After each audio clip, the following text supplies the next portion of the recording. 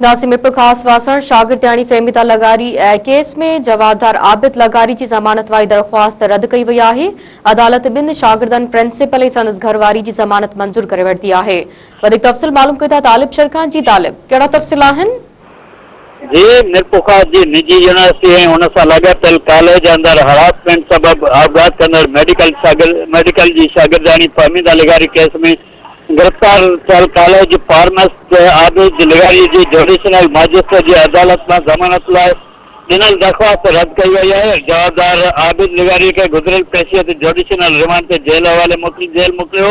होॾां साॻिए केस में जवाबदार ॼाणियल शागिर्द अब्दुर्रहमान अब्दुल्ला कॉलेज के प्रिंसिपल जफर तनवीर आलिम ऐं संदसि ज़ाल प्रोफेसर फरदाना जूं फर्स्ट जुडिशनल सेशन जज की अदालत में अढाई लख रुपयनि जे मुचलनि एवज़ पकियूं ज़मानतूं मंजूर कयूं वयूं आहिनि।